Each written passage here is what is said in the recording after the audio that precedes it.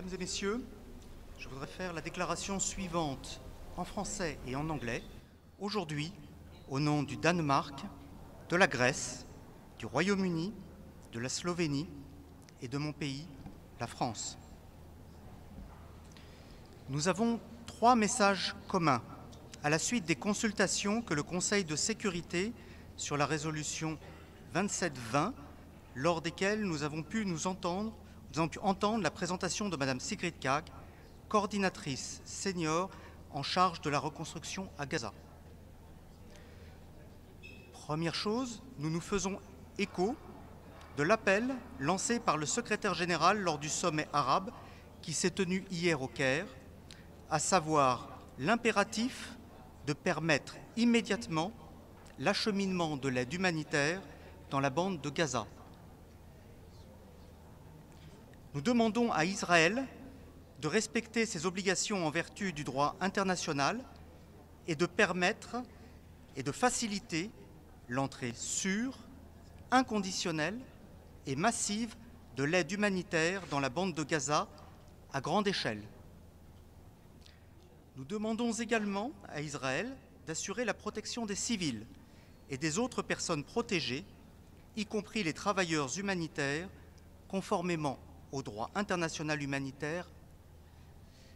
Toutes les résolutions pertinentes du Conseil de sécurité doivent être mises en œuvre, y compris les résolutions 2720 et 2735. Deuxièmement, nous appelons les parties à avancer en direction des phases suivantes de l'accord de cessez-le-feu et de l'accord de libération des otages.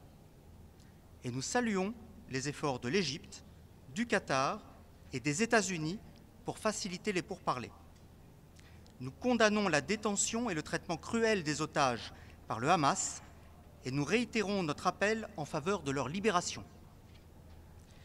Il faut un cessez-le-feu permanent qui puisse ouvrir la voie à la libération de tous les otages encore détenus et à la reconstruction de Gaza. L'acheminement de l'aide humanitaire aux civils dans le besoin n'est pas négociable, conformément au droit international humanitaire.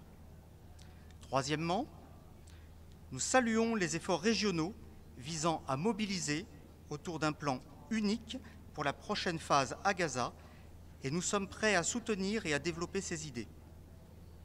Nous sommes clairs sur le fait que le futur plan ne doit donner aucun rôle au Hamas, doit assurer la sécurité d'Israël, ne doit pas déplacer les Palestiniens de Gaza, conformément à la résolution 2735, et doit soutenir l'unité de la Cisjordanie et de la bande de Gaza sous le mandat de l'autorité palestinienne. Les Israéliens et les Palestiniens méritent de vivre côte à côte dans la paix et la sécurité. Nous réitérons notre engagement inébranlable en faveur de la solution des 2 États. 2 États démocratiques, Israël et la Palestine, vivent côte à côte en paix à l'intérieur de frontières sûres et reconnues, conformément au droit international et aux résolutions pertinentes des Nations Unies. Thus, would like to make the following statement today on behalf of Denmark, Greece, Slovenia, the United Kingdom, and my own country, France. We have 3 common messages following the consultations that the Security Council just held on Resolution 2720, which included the briefing from Senior Humanitarian and Reconstruction Coordinator for Gaza, Sigrid Kaag. First, we echo the Secretary General's call at the Arab Summit in Cairo yesterday to immediately let humanitarian aid flow into the Gaza Strip. We call on Israel to abide by its obligations under international law and to allow and facilitate the safe, unconditional, massive and unhindered delivery of humanitarian aid at scale, as well as to ensure the protection of civilians and other protected persons, including humanitarian workers, in line with international humanitarian law.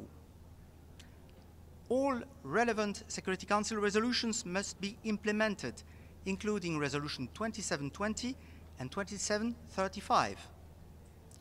Second, we call on parties to find a way forward to the next phases of the ceasefire agreement and hostage release deal, and we commend the efforts of Egypt, Qatar, and the United States to facilitate the talks.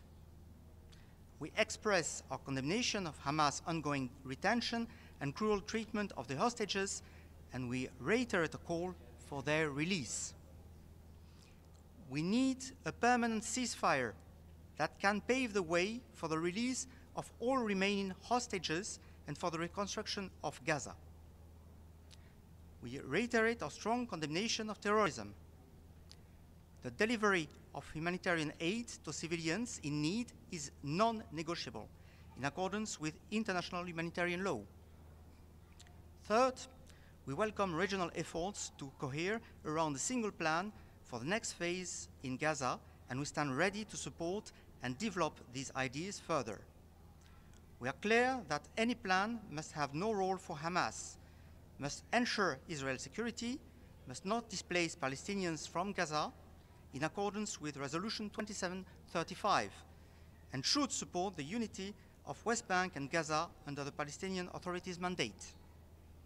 Israelis and Palestinians deserve to live side by side in peace and security.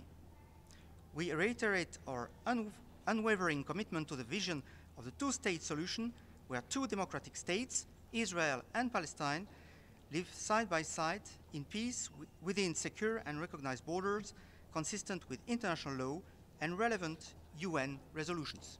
Thank you.